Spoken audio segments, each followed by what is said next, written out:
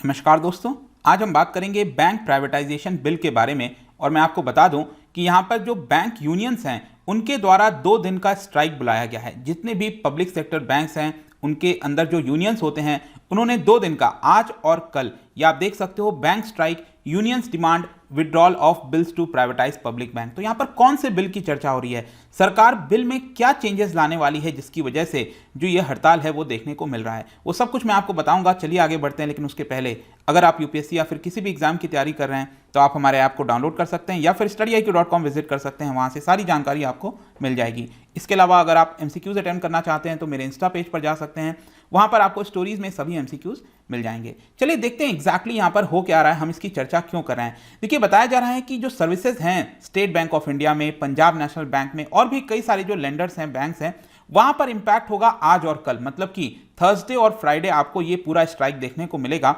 वो ये स्ट्राइक इसकी वजह से कर रहे हैं क्योंकि सेंट्रल के द्वारा प्रपोज किया गया है कि प्राइवेटाइज किया जाएगा पब्लिक सेक्टर बैंक्स को। आपको ऑलरेडी पता है सरकार ने पिछले 5 वर्ष के अंदर बहुत सारे जो पब्लिक सेक्टर बैंक्स हैं उसको या तो कुछ हद तक प्राइवेटाइज करने की कोशिश की है या फिर उसको मर्ज कर दिया है। ये सारी चीजें आपको देखने को मिलेगा, तो इसी को लेकर एक प्रॉपर कैंपेन चलाया जा रहा है। वैसे मैं आपको बता दूं कि ऑलरेडी 1 दिसंबर को जो जंतर मंतर है नई दिल्ली में, वहां पर बैंक बचाओ देश बचाओ, तो बेटी बचाओ बेटी पढ़ाओ जो आपने नारा सुना होगा, उसी के तर्ज पर इस तरह का यहां पर जो नारा है वो यूनियंस के द्वारा दिया जा रहा था। और ये जो पर्टिकुलर रैली हुई थी 1 दिसंबर को, आप देख पाओगे all India bank officers confederation जो है उनके द्वारा लेड किया जा रहा था और भी कई सारे ग्रुप्स इसके अंदर देखने को मिलेंगे। लेकिन फाइनली यहां पर बताया गया है कि ये जो 16 और 17 दिसंबर का ये जो पूरा स्ट्राइक है वो United forum of bank unions इनके द्वारा बुलाया गया है। उनका यह कहना है कि प्राइवेटाइजेशन करने की वजह से जो प्रायोरिटी सेक्टर्स होते हैं इकोनॉमी के अंदर उसके ऊपर काफी बड़ा इंपैक्ट आएगा, जो क्रेडिट फ्लो है उसके ऊपर इंपैक्ट आएगा, रूरल इकोनॉमी के ऊपर इंपैक्ट आएगा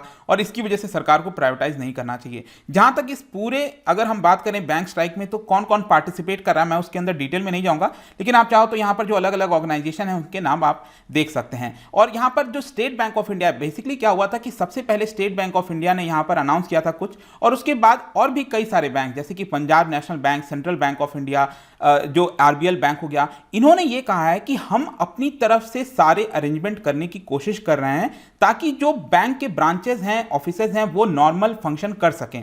आपको समझना है कि बैंक तो होता ही है, लेकिन उसके अंदर जो एम्प्लॉयज काम कर रहे हैं, जो एक प्रकार का यूनियन है पूरे देश के अंदर, वो स्ट्राइक पर जा रहा है। लेकिन बैंक ने अपनी तरफ से जो स्टेटमेंट दिया है उनका यह कहना है कि हमारी कोशिश है यहां पर कि जो फंक्शनिंग है सभी ब्रांचेस की वो सामान्य तरीके से चल सके। लेकिन क्योंकि लोग यहां पर जो एम्प्लॉयज हैं वो स्ट्राइक पर जा रहे हैं तो मोस्ट प्रोबेबली हो सकता है कि इसकी वजह से आपको ये ब्रांचेस में काफी बड़ा इंपैक्ट देखने को मिलेगा।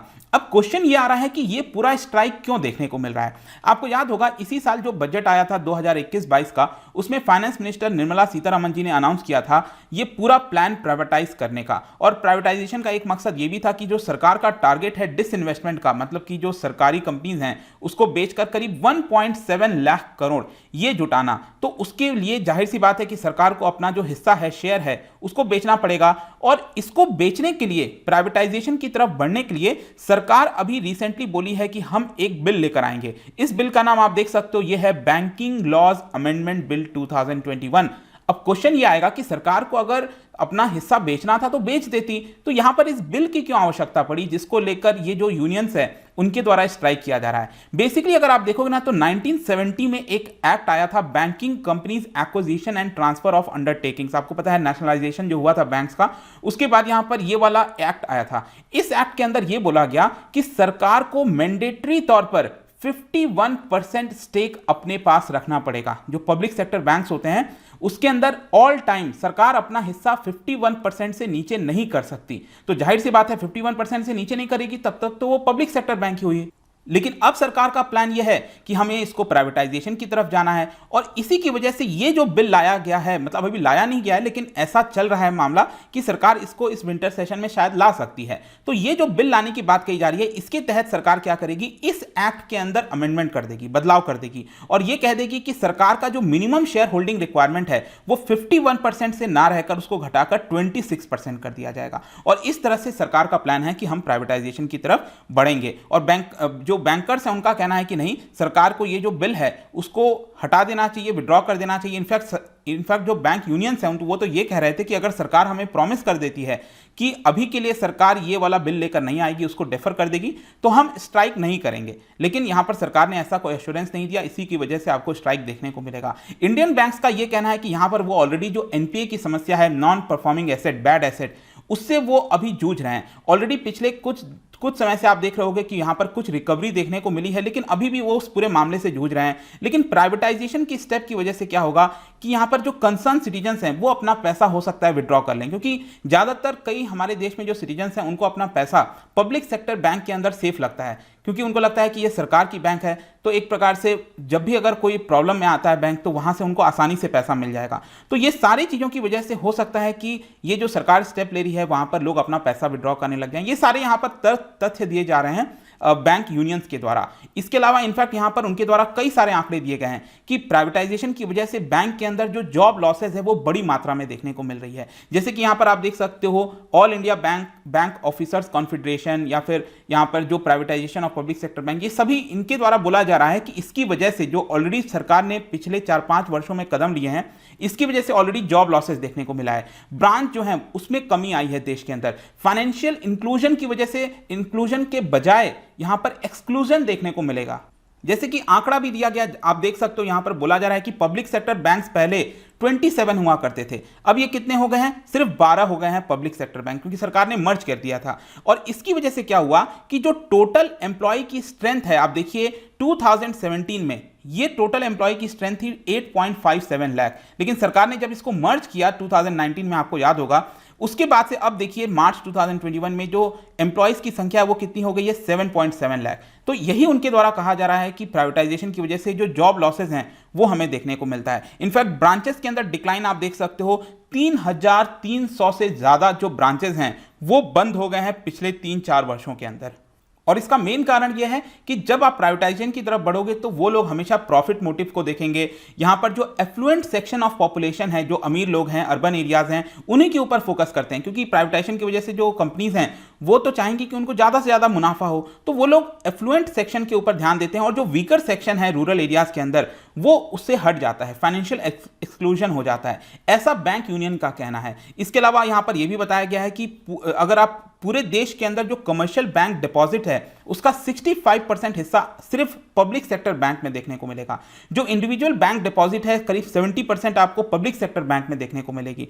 और ऐसा क्यों होता है? क्योंकि ज्यादातर लोग, मैंने जैसा बताया, सेफ्टी एंड सिक्योरिटी को देखते हुए अपना पैसा पब्लिक सेक्टर बैंक में प्रेफर करते हैं। लेकिन सरकार ये जो कदम ले रही है इसकी वजह से प्रॉब्लम हो सकता है। देखिए ये सारी चीजें बैंक यूनियंस के द्वारा और जो तथ्य दिया गया है वही मैं आपको बताने की कोशिश कर रहा हूं। वैसे अगर आप देखोगे मैंने कई बार वीडियोस बनाया, उसमें दोनों चीजें बताई हैं आपको, ये भी कहा है कि उसके फायदे क्या हो सकते हैं, बहुत सारी चीजें हैं, अभी मैं उसमें नहीं जा रहा हूं क्योंकि बैंक स्ट्राइक हो रहा है, ये सारी चीजें हो रही हैं, तो इसके कंसर्न क्या क्या है वो मैं आपको बेसिकली बताने की कोशिश कर रहा हूं। इसके अलावा अब क्वेश्चन ये आएगा कि कौन से बैंक को प्राइवेटाइज की बात चल रही है। जैसे अगर आप देखोगे ना तो नीति आयोग ने यहां पर 2 बैंक सुझाए हैं कोर ग्रुप ऑफ सेक्रेटरीज को, और इसमें यहां पर जो मीडिया रिपोर्ट्स के आधार पर खबर आई है उसमें बोला गया है कि सेंट्रल बैंक ऑफ इंडिया और इंडियन ओवरसीज बैंक, ये 2 बैंक को यहां पर प्राइवेटाइजेशन किया जा सकता है। लेकिन मैं आपको बता दूं कि निर्मला सीतारमण जी ने इसको नकार दिया है, कहा है कि अभी तक प्रॉपर जो फाइनल डिसीजन है इसके ऊपर नहीं लिया गया है, तो हम स्पेकुलेट नहीं कर सकते। लेकिन जैसा मैंने आपको बताया कि यहां पर जो खबर ये आई है कि नीति आयोग ने ये 2 बैंक को बोल दिया है कि हो सकता है कि शायद इनको प्राइवेटाइज किया जाएगा,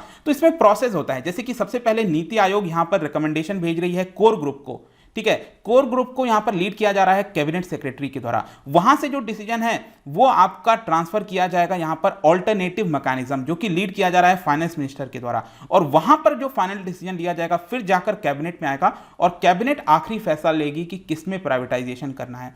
तो अभी इसमें लंबा वक्त लग सकता है, लेकिन यहां पर क्वेश्चन यह आ रहा है कि जो प्राइवेटाइजेशन की बात हो रही है, क्या जिस प्रकार से फार्मर्स का पूरा मुद्दा रिजॉल्व हुआ था, आपने देखा यहां पर फाइनली सरकार को पीछे हटना पड़ा, क्या इसको लेकर भी ऐसा कुछ हमें देखने को मिल सकता है? वैसे अगर आप देखोगे अभी जस्ट ये जो पूरा अभी नरेंद्र मोदी जी वाराणसी गए थे और उसके जस्ट बाद से शाम को यहां पर ट्विटर पर हैशटैग ट्रेंडिंग चलने लग गया, स्ट्राइक फॉर पब्लिक। तो ऐसा दिख रहा है कि शायद गवर्नमेंट इसमें भी हल्का सा बैकफुट पर आ सकती है, और हो सकता है कि शायद इस विंटर सेशन के अंदर ये जो बिल की मैंने आपसे बात की वो शायद इंट्रोड्यूस ना किया जाए, क्योंकि ऑलरेडी फार्मर्स के मुद्दे की वजह से यहां पर सरकार पीछे है, फिर आपको पता है कि चुनाव आने वाले हैं यूपी को लेकर, तो मे भी हो सकता है कि शायद अभी सरकार ये स्टेप ना ले, कुछ समय के बाद यहां पर ये बिल लाया जा सकता है। तो ये पूरा ओवरऑल एनालिसिस था, ये जो प्राइवेटाइजेशन बिल है। आई होप कि हर एक चीज आपको इसका पहलू समझ में आ गया होगा। जाने से पहले एक इंटरेस्टिंग क्वेश्चन आपके लिए क्या बता सकते हो कि which one of the following is not the fund based business. पहले तो आपको यह पता होना चाहिए कमर्शियल बैंक का फंड बेस्ड बिजनेसेस कौन कौन से होते हैं। तो आपको बताना है इन चार में से वो कौन सा नहीं है, fund based business commercial bank का नहीं है, ये आपको बताना है। इसका राइट आंसर आपको पता ही है, मेरे इंस्टाग्राम पर तो मिलेगा ही। वहां पर अगर आप नहीं हो कोई बात नहीं, टेलीग्राम से भी ले सकते हैं इसका सही उत्तर। मैं कई सारे एमसीक्यूज यहां पर डालता रहता हूं स्टोरीज के फॉर्म में, आप जाकर प्ले कर सकते हो। बाकी अगर आपको पीडीएफ चाहिए तो टेलीग्राम पर आइए, अलग अलग सोशल मीडिया पर भी आप जुड़ सकते हैं। साथ ही साथ यूपीएससी या फिर किसी एग्जाम की तैयारी कर रहे हैं तो आप हमारे ऐप को डाउनलोड कर लीजिए। आई होप कि वीडियो आपको पसंद आया होगा। मिलता हूं आपसे next time. Till then thank you very much, see you soon.